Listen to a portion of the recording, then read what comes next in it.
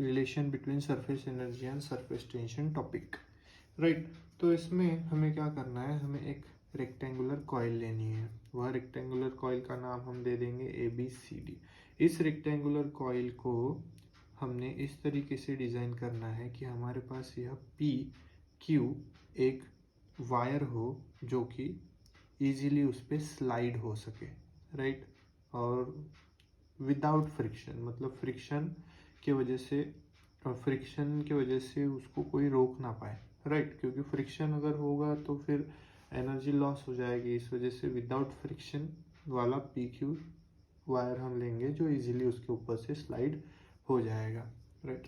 तो जैसे ही हमने इस रेक्टेंगुलर कॉइल ABCD को एक सोप सॉल्यूशन में एंटर कर दिया, तो सोप सॉल्यूशन में एंटर करने के बाद जब उसको हम बाहर निकालेंगे तो जानते हो आप, हम बबल्स बनाते थे बचपन में, तो वह बबल्स जैसे बनते थे तो उसके ऊपर एक फिल्म फॉर्म होती थी, वैसे ही इसके ऊपर एक फिल्म फॉर्म होगी।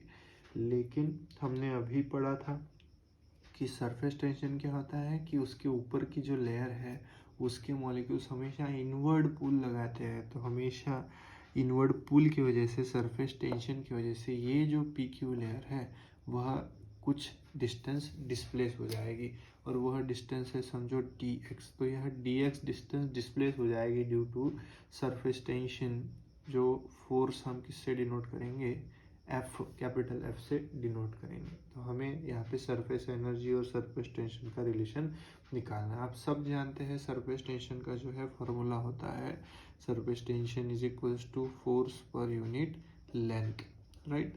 फोर्स जो है हमेशा टेंजेंशियल होता है, लेंथ को हमेशा परपेंडिकुलर होता है, राइट।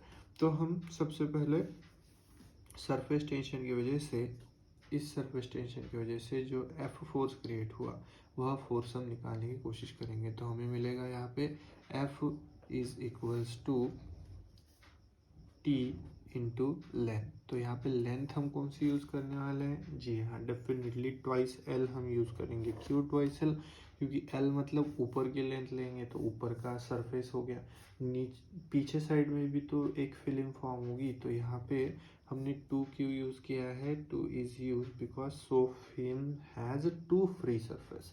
2 फ्री सरफेस होने के कारण हमने यहाँ पे 2 यूज़ किया है, राइट। अब यह सब फोर्स की वजह से, इस फोर्स की वजह से कुछ वर्क होगा, राइट। ये देखो ना, यहाँ तक आ गया, ये फोर्स यहाँ तक लग गया, तो इस फोर्स की वजह से कुछ वर्क तो हुआ। सो दैट वर्क DW, कुछ वर्क मतलब स्मॉल वर्क। स्मॉल वर्क किस वजह से हुआ, स्मॉल डिस्प्लेसमेंट की वजह से। और वर्क का फॉर्मूला आता है force into displacement. Very good. तो हम यह स्मॉल वर्क निकाल लेंगे तो हमें मिलेगा work is equals to 2T into L into DX। अब 2DL कहाँ से यूज़ किया, यहाँ से यूज़ किया, राइट। अब देखो DW is equals to, force की जगह हमने 2TL यहाँ से यूज़ किया, DW is equals to T into twice L into DX, right. तो ट्वाइस L इंटू DX को हम क्या लिख सकते हैं, this is the surface area, length multiplied by breadth, length multiplied by breadth, और ऊपर का भी है नीचे का भी है इसलिए 2L। सो यहाँ पे हम बोलेंगे T into DA, where DA is called surface area. तो यहाँ हमें वर्क डन का फॉर्मूला मिला।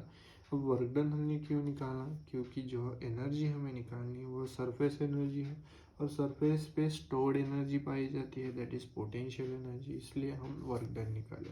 तो this work done is stored in the form of potential energy. तो इसलिए हम लिखेंगे यहाँ पे potential energy is equals to T into DA, where DA is change in area. तो हमें finally surface tension is equals to क्या मिलेगा, पोटेंशियल एनर्जी अपॉन DA।